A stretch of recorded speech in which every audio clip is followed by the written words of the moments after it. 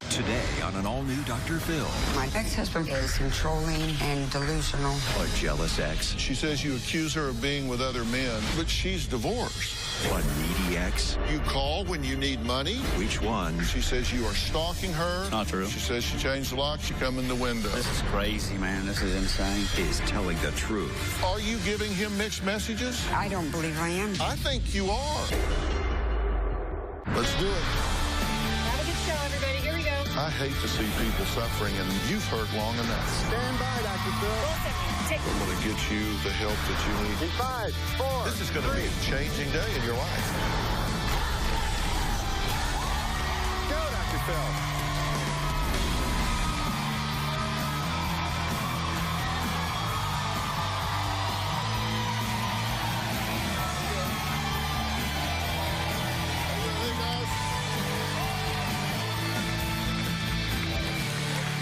Okay, I want you to listen to this emotional plea from a woman begging to be left alone.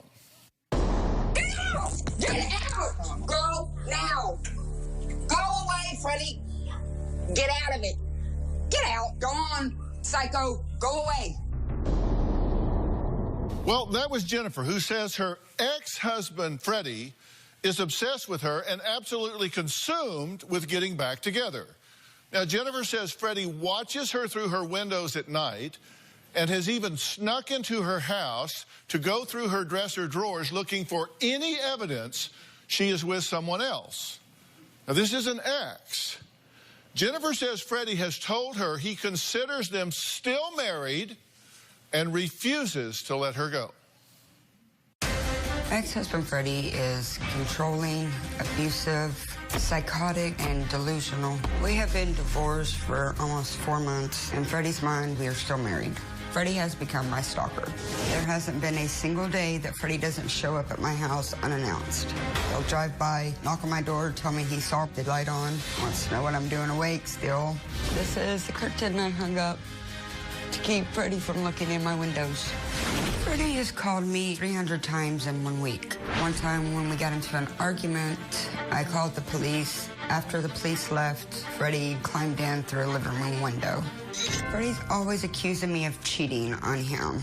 I'm cheating with anybody he can think of.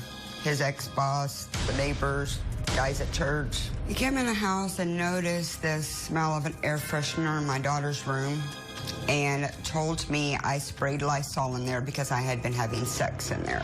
He told my 6-year-old daughter to check my body for signs of me having sex with other men. Freddie told me if I ever dated another man, he would rip their head off. My greatest fear is that Freddie could snap at any moment, possibly kill me. He's told me that he doesn't believe in divorce. It's till death do us part. We'll be married till one of us dies. Okay, Jennifer, are you afraid of him? Yes, I am. And you're divorced, but you say he believes you're still married. Yes. He told me in his mind we're still married. Okay, so he comes over to your house unannounced how often? At least once a day, sometimes 4 or 5 times a day. You've changed the locks, Yes. but he still gets in. How does he get in? If I don't have the deadbolts on, he'll use his knife to push the lock into the bottom lock and get in. Have you reported that? No. Why? I'm afraid of him. Now, he's pointed to your crotch in front of your 6-year-old daughter and said, that's the problem right there. Yes. What does he mean by that? And he says that's the reason why we fight and argue. Because you cheat. Yes. So why does he think you're here today? For a pain pill addiction. You're taking pain pills secondary to a car accident that you had. Yes. But are you taking more than you were prescribed? Yes. Why? Coping mechanism to deal with Freddie's harassment. Where are you getting these pain pills? I get them from my doctor. He gives you double what you... No. Freddie buys me if I run out. He goes on the street and buys them for me. Freddie's here, by the way. He says he loves his wife more than anything. He also says, and I quote, "The divorce has driven me crazy, and I'm fighting to save my relationship with Jennifer." Take a look. The reason why Jennifer and I aren't together is because of her addiction to the pain pills. She's not herself. I just want to make it very clear that if she was in her right mind and told me she didn't want to be with me, I would move on. But she's not in her right mind. She's a total mess and a shipwreck. Right now, I'm fighting to rekindle our relationship. I do a lot for Jennifer and the family since the divorce. I bring her food so she doesn't have to cook for the kids. I bring her money. I pay all the bills. We are divorced, but basically everything's the same. Jennifer has a habit of keeping me away until she needs something. I haven't been able to move on from this divorce because I love her with all my heart. I really think that we could make things work. I still wear my wedding band on my right hand as a symbol of hope. Maybe things will rekindle and we can work things out. Okay, Freddie, I'm glad you're here. Me too. You're divorced for several months now. Yes. But you're not respecting the boundaries of the divorce, correct? I guess you could say that, maybe, yeah. Well, I did say that. What would you say? I guess you could say that Would you say it's because she's addicted to pain pills? Yeah, I Has have. that fuzzied her mind up? Most definitely. Right. And where does she get those? Actually, you'd have to ask her on that. So I did. She said she gets them from you. She gets them from me. Yeah, my money. My money pays for it, yes. Okay. But you object to her taking them. You say if she wasn't taking them, then she would be more clear-headed, yes, and you wouldn't be in this divorce situation. Yes. So why buy them for her? She if that's the problem, quit giving them to her. Absolutely understand what you're saying, Dr. Okay, Phil. thank y'all for coming. Yeah, we're good. We can go. Thank you. I mean, yeah. If her problem is she's abusing drugs, quit giving her the drugs. She's going to get them elsewhere, Dr. Phil. But she doesn't have any money. She says that she doesn't have a job. Everything in the home will be gone. She'll get the money. She's pawned things. Absolutely. She says she's pawned things because you won't give her the money for the essentials for the house. I'm pawning things to pay the bills around the house. We're in a situation here where Jennifer feels that Freddie has tried to control her. Has he done that, or is she making that up? Has he tried to control my staff during this whole process? We'll get some insight into all of this when we come back.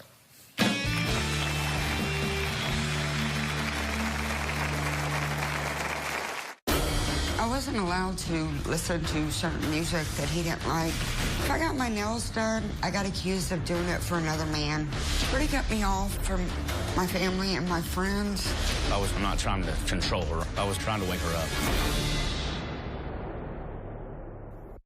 Monday on an all-new Dr. Phil, a drug-addicted model. You say you've been clean 2 weeks. I'm in such a good spot. And a mother. Why have you been trying to control what I talked to him about? Denying her son's problem. He's doing steroids. I never said I was on steroids. He's admitted to it. My parents know. I'm worried. No, you haven't worried. You know it. That's not why I'm here. I'll get up and leave right now. Do whatever you want to do. That's Monday. Her addiction to pain pills has changed her from being loving, kind-hearted, to just total darkness. He's the reason I take so many pills. It has become my coping mechanism to deal with Freddie's harassment.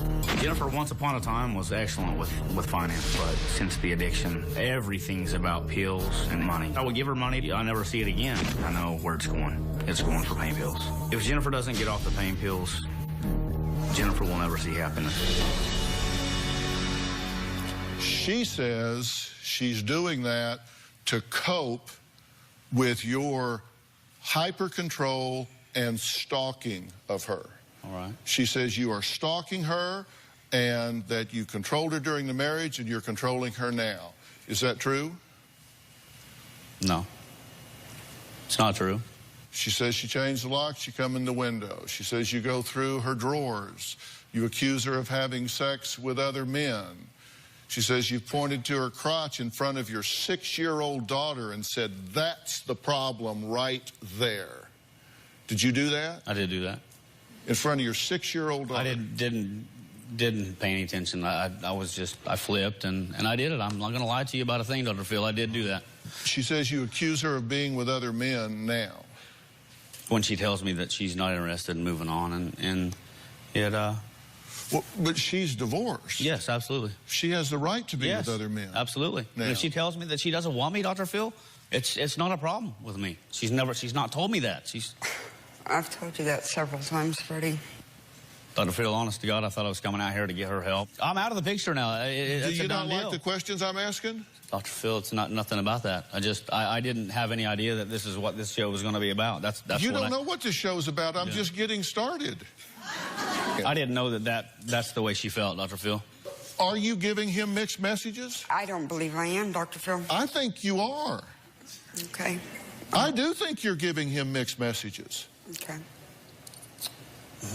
Because I think you call him for money when you need money. You say, I can't move on. I never call him for money, Dr. Phil. He knows when the bills are due. He's supposed to pay me a set amount every month that he will not No pay. set amount's been set. It was set when I didn't show up for court, and then pay the bills. That's what they told me. I got to pay. Make sure the bills are paid. Nobody told you that. That's what you said. You would agree to pay the bills. You'll pay the bills, and if I need something to call you, and you'll bring it over. Did you call my staff member this morning and tell him you were in Texas? Oh, that's playing. Yeah, that's playing. I was joking, Dr. Phil. I was joking. But Yeah, that's a knee slapper. What the hell are you? Her and I were joking back and forth both ways prior to this morning. Yeah. Because we watch how people behave during this process. Mm-hmm. And you refuse to fly to the show separate from Jennifer.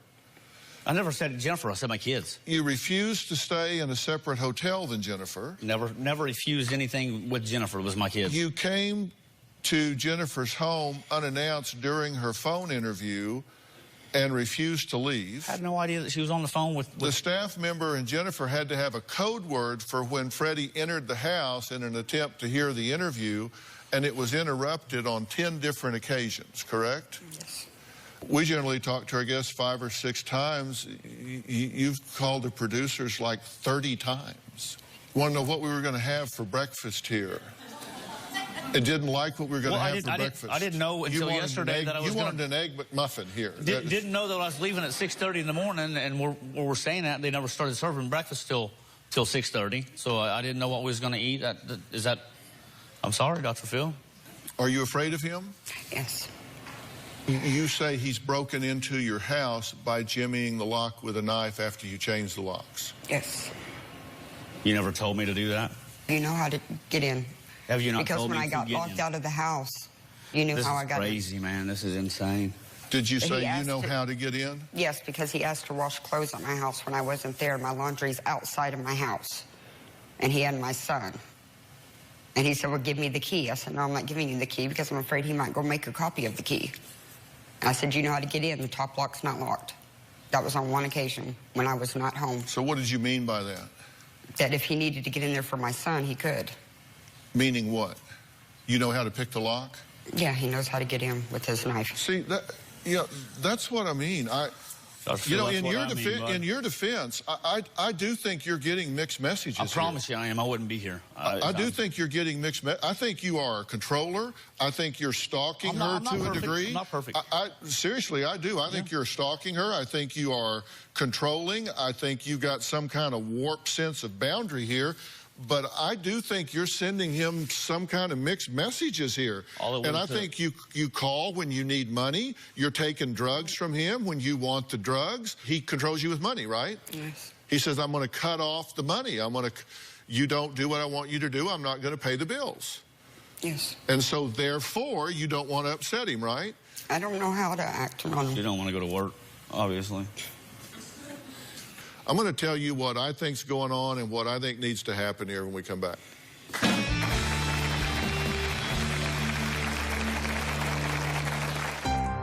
The abuse started with hair pulling, and then it would go to slapping me across the face, grabbing my throat. Freddie's told me that he's never punched me like he would a man, and so therefore he's not really beating me up.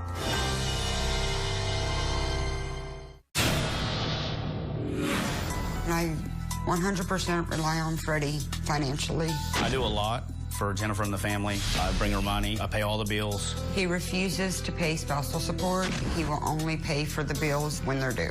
I bring her things now. I don't just give her cash like I once did. This completely ties my hands because I've had to go pawn my possessions to pay for things that Freddie refuses to pay for. Freddie says he loves his wife with every fiber of his being, but Jennifer says that Freddie's love hurts, literally. Being married to Freddie was horrible because he was verbally, mentally, emotionally, and physically abusive. The abuse started with hair pulling, and then it would go to slapping me across the face, grabbing my throat, punching me in my chest. One time, we had both been drinking. I left to go get some food. He accused me of trying to get with another man. He started slapping me around. He was pulling my hair. By the time it was over with, I was left with 2 black eyes and a busted lip, knots all over my head. One time, we were arguing, and he slapped me across my face right in front of my daughter. Freddie's told me that he's never punched me like he would a man, and so therefore, he's not really beating me up. Every time he gets violent or physical with me, the next day he acts like nothing ever happened. Okay, have you abused her physically? Both of us have, yeah, back and forth. She's beat me like a man. I know I'm painted as the crazy one here, but I promise you, we both are probably half crazy. You know, it's not just me. I promise you she's hit me way more times than I have her. I've never hit her. I've slapped her, yes. I've never hit her with her fist, but I've slapped her. Mm-hmm. Hit her in the chest? Yeah. Slapped her in the face? Mm-hmm. Mm-hmm. Not proud of that, Dr. Phil, at all. You did have an assault charge against you, right? A couple of years ago, yeah. And, well, the date was September 12th of 2012. Right. You had an assault for bodily injury, family violence. A scratch on her upper lip for me trying to slap a cigarette out of her mouth, and my fingernail got her upper lip. You say, yeah, we've hit each other. I've hit her in the chest. I have slapped her. I haven't hit her with a fist. Not right. Shouldn't have done it. You're exactly right. Right. And I don't care. It's not right for her to hit you. Right. But let me tell you, there's never a justification for a man to put his hand on a woman in anger at any time, for any reason, under any theory. I agree. It is a cowardly thing to do. You just don't do that. If she's hitting you, leave. If she's hitting you, run away. If she's hitting you, call the police. If she's hitting you, run out the door, get in your car, leave, do whatever you do. And you're doing this in front of the children, correct? Yes. She says you've pulled her hair, that you've hit her in the face during arguments, and if you've hit him, you shouldn't do that either. I mean, come on. What are y'all doing? You have children in the home. You're doing this in front of your children? Yes. You don't do that in front of your children, and if you do, you're from Texas. I guarantee you Child Protective Services will get involved, and somebody besides you will raise those children. You do not do that in front of your children. Next, Freddie claims to be a great father, but I want him to see what his 6-year-old daughter left in the hotel bathroom. It should serve as a serious wake-up call. I'll show him what I'm talking about when we come back. What's that tell you? Tells all. Sad to know what she sees and how she feels about me.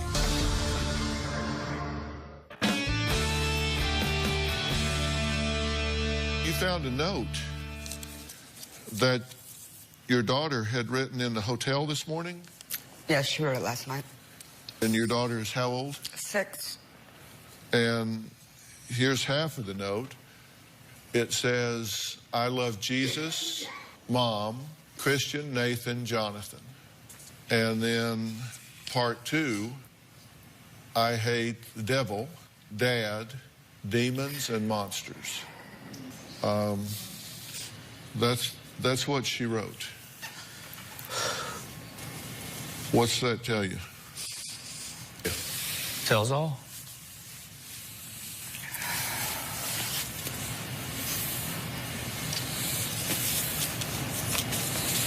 Sad to know what she what she sees and how she feels about me. To think a beautiful 6-year-old little girl went into the bathroom of a hotel room in Los Angeles and felt moved to sit there and write this, because at 6 years old, this little girl's heart should be filled with joy. Yes. And laughter. And the two of you have not orchestrated things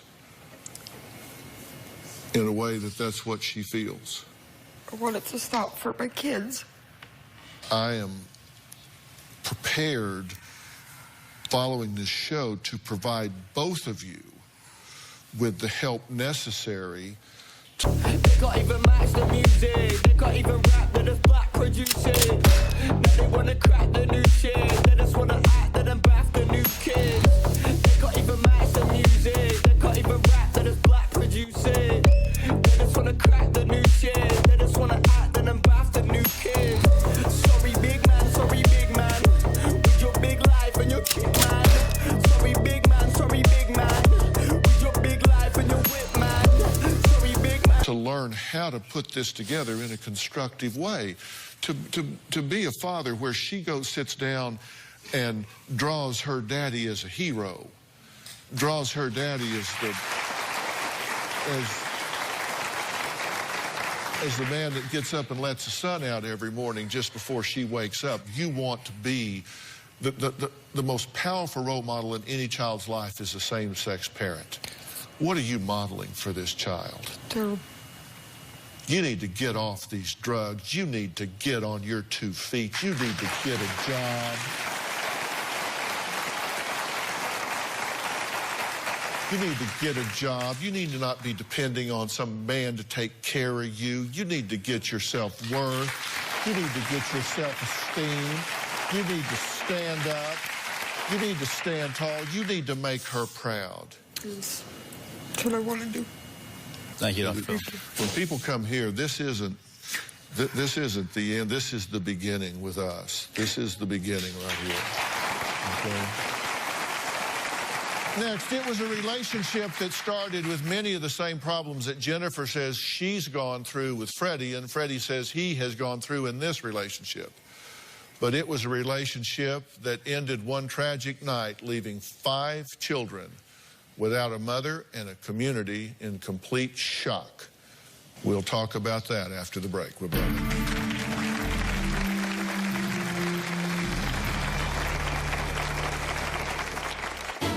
I was 10 years old when Sam killed my mother. The lights were off in the room, and I tried to wake my mother up. There was blood everywhere. It was a terrible sight to see. I ran downstairs to wake up my brothers. I stood at the end of her bed, and I looked, and I saw her laying there motionless. Monday on an all-new Dr. Phil, a drug-addicted model. He's doing steroids. I never said I was on steroids. In deep denial. I'll get up and leave right now. Do whatever you want to do. That's Monday.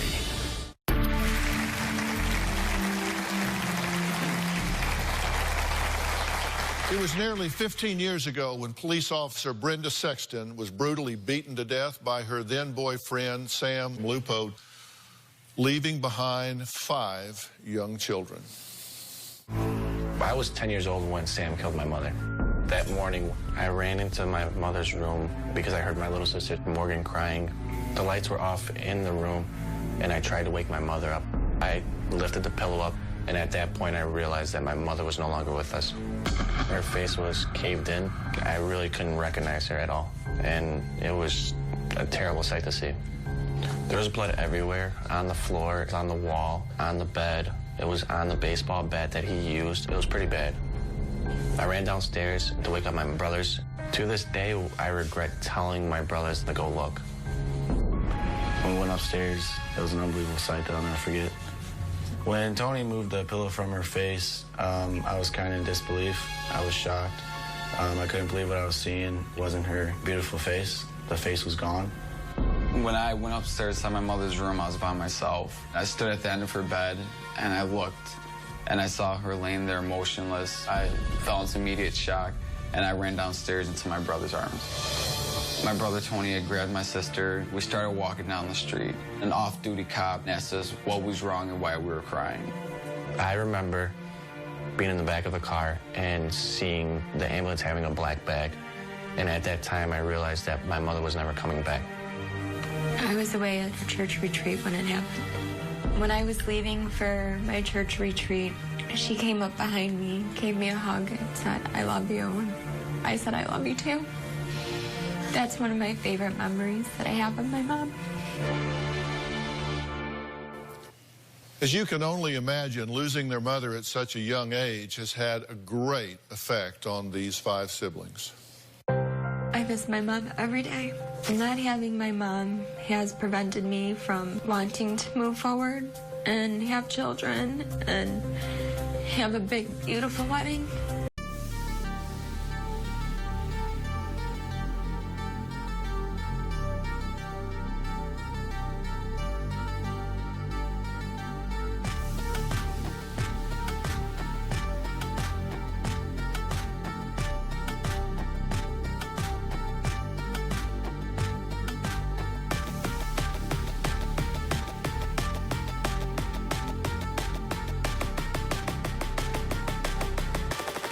Because those are supposed to be happy moments. And there is going to be a lot of sadness with her not being there. It's very hard for me to think about getting married and having kids because my kids aren't going to be able to meet their grandmother.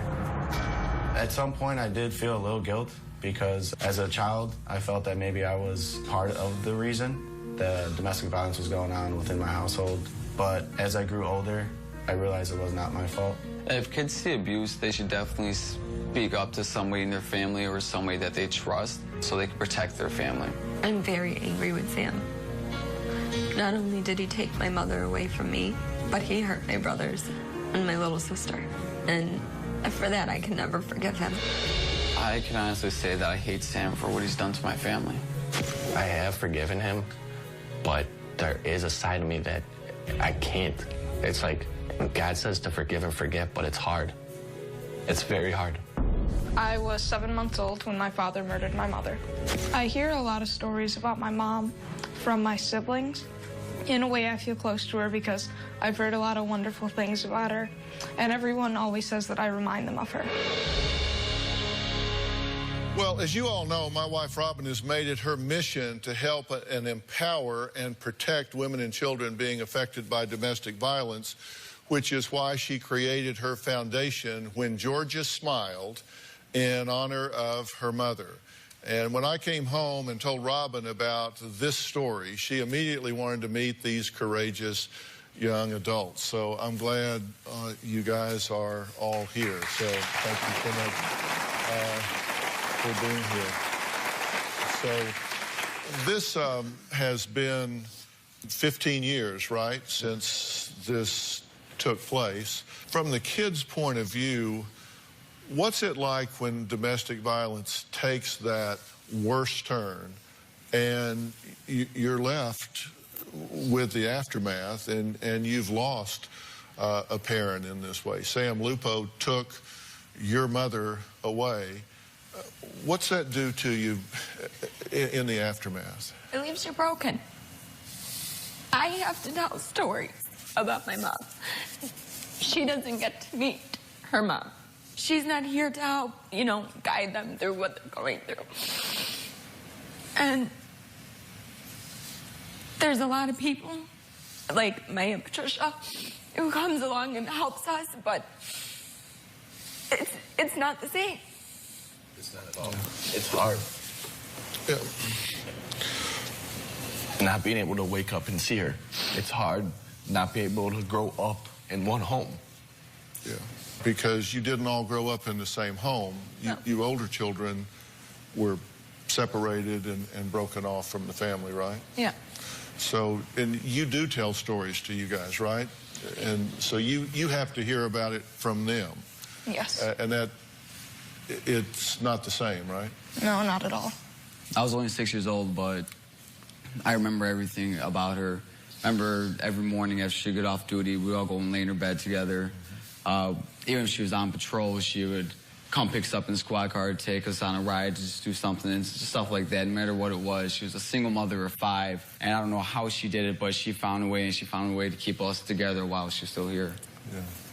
Your mother was a brave, courageous woman. Not only did she devote her life to her job of helping other people, she was a police officer, and you know that she loved all of you dearly. And I know how proud you are, all of you are, of her. And I'm happy for you that you have those stories and that you have that love for her. And I'm so sorry that some of you had to witness the violence in the house and hear the violence. And that's the very reason I've been wanting to devote my efforts to domestic violence, because it is a horrific, horrific life for a young child. And I just want to tell all of you, I'm very sorry that you had to go through that.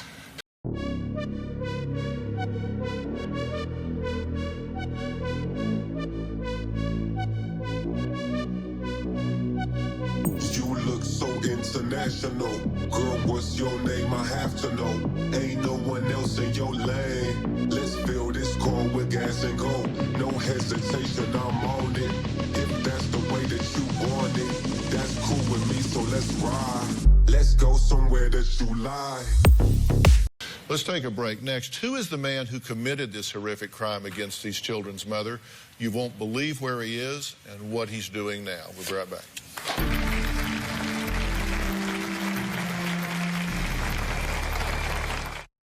Friday on an all-new Dr. Phil. It is one of the most twisted and bizarre love deceptions we have ever covered on this show. She met her dream man online. Hunter told me he loved me over the phone. This clearly was romantic. Yeah, I shared everything with him. I never imagined that he was talking to another girl. I first met Hiram over Twitter. He saw my picture and he thought I was beautiful. He told me he loved me and he made me feel special. In love with the same man. But you're not the only ones. 7 girls. The man you had feelings for, the man who you thought was Hiram, is here. And a surprising twist. What did you think when you found out your identity had been stolen? Now, I had never seen a catfish like this one. The real person behind the deception. Did you fall in love with any of these girls? The co-eds and the catfish. They all say they're afraid of you. With a shocking revelation. Are y'all ready to meet the person behind this whole thing? You won't believe. Only on Dr. Phil.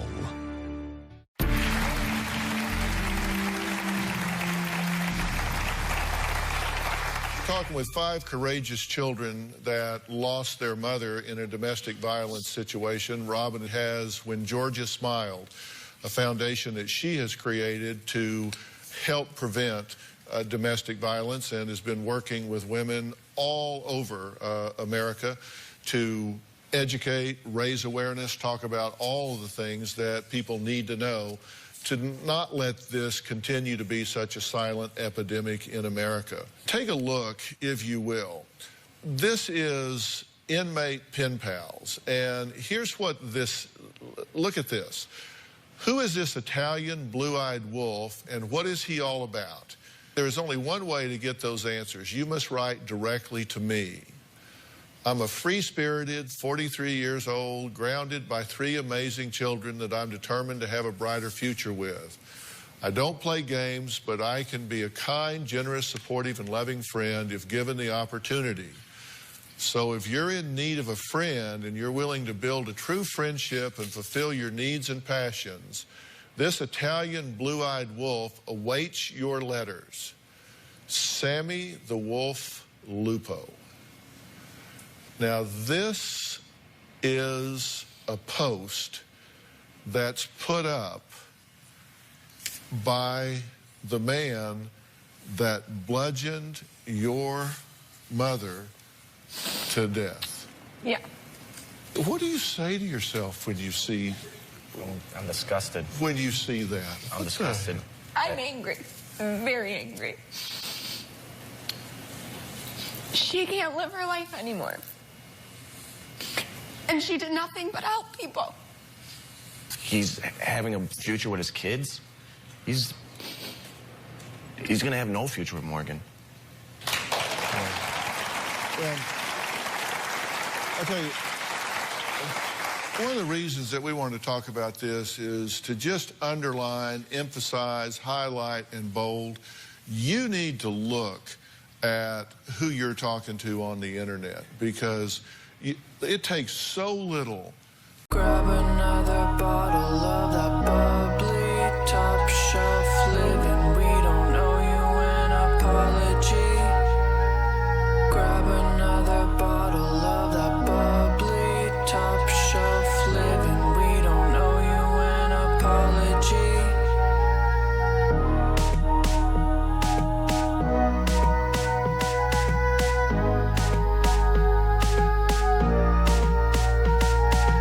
To do a background check, to find out who you're talking to, and look at the pain that's been left in the wake of this individual.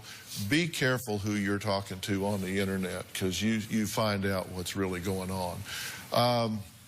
Joining us now is Rebecca Dar, the Chief Executive Officer of WINGS, a program that helps women and children from all over the country who are trying to escape domestic violence. When she heard this story, she wanted to help and dedicate a memorial garden and play area in Brenda's name. Rebecca, thanks for being here. Thank you for having me. So, tell us about WINGS and tell us about this play area and what you're doing. So WINGS is a domestic violence shelter, and we also have long-term support so that women who are trying to leave don't have to rely on anyone for financial means. We help them with all of that. And that's the second part of shelter that's so important. And what people don't know is there are not a lot of shelter beds available. In Chicago, it's become particularly difficult. For the entire city of Chicago, we have 112 shelter beds total. So last year, when the city settled a lawsuit with the strip club for back taxes, they dedicated the money to building the first new domestic violence shelter in Chicago. And WINGS got the contract to do that. And so we asked the city to give us this empty lot and building, which was an old police department building. After we were given that, I got a call from the police commander telling me about Brenda. And so the building that you have been given and that are now redoing and all is the precinct where your mother worked. This was her old building. It was her building. That is now becoming this shelter that you're building there. What a great what a great legacy. It's beautiful, and we talked about this at the summit we held just last year, and I have to say I have a surprise for Rebecca. In honor of Brenda, I would like to give Rebecca and WINGS a donation of $10,000 from my foundation, When Georgia Smiles, to help with the cost of building this beautiful garden and play area. Robin, thank you so much. I did not. Well, that's just great. Pleasure. Thank you. All right, so next, they were just 16, 12, and 8 when their mother was killed in a jealous rage by their stepfather. They recently confronted him and are on a mission to help all women and children affected by domestic violence. We're going to talk to them after the break. We'll be right back.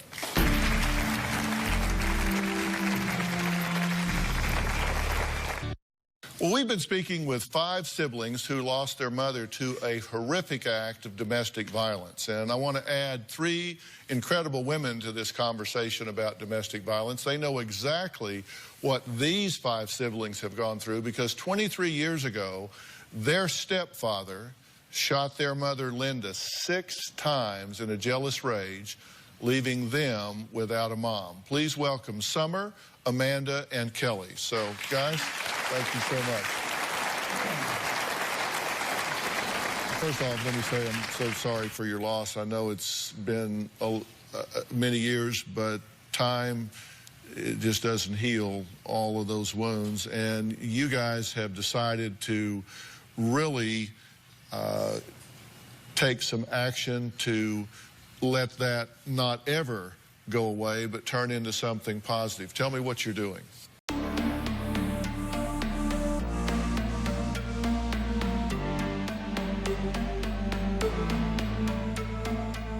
Bugatti riding slow tonight, 'cause I'm loving every moment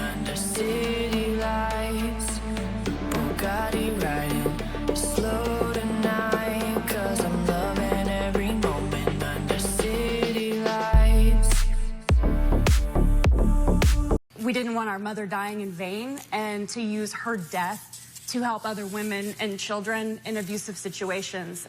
We wanted to really recognize what abuse looks like, and then more importantly, to let victims know that they're not alone, and really focus on what healthy relationships look like and other communication tools other than violence or controlling behavior. So that's what we started Linda's Voice. Summer, did it help when you started Linda's Voice? Did it have a healing effect? I definitely think that it was one of the most therapeutic journeys that we've gone through, because not only are we talking about our experience and how we've gone through it because we've had one another, we help other people as well, and we hear other stories of women who've turned their tragedy into triumph. We just thought if we could face the biggest fear of who kind of taught us about destructive relationships, it could help change our view and not being so fearful of them. Yeah, and we're going to put a link on our website to lindasvoice.org so people can find it. I'm very, very proud of all three of you beautiful women, because you've taken steps to help yourselves heal and also to honor your mother. But also, I think it's very important for all of us to step up and admit that domestic violence, to be a victim of domestic violence, is not our fault. It's not your fault. It's not anyone else's. It is not the victim's fault. And it is okay to talk about it, and that's what you're doing. I'm very proud of you, and I really honor you, and I love that you're honoring your mother. Thank you.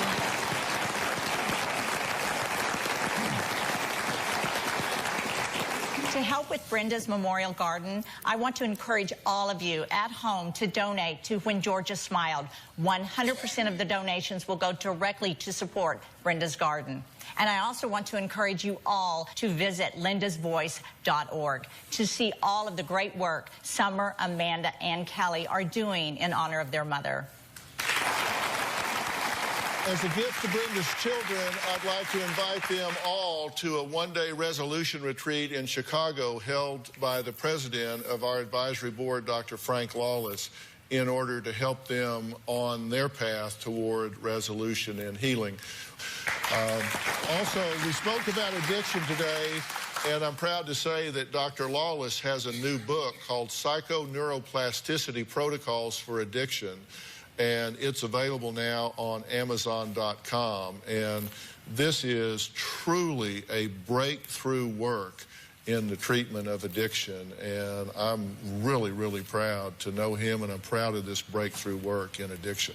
I want to thank all of my guests today, and a very special thanks to Rebecca for the great work that she and Wings are doing. Also, thanks to Dr. Carrie Brown in Marietta, California, for assisting our guests. Thank you for being here so long.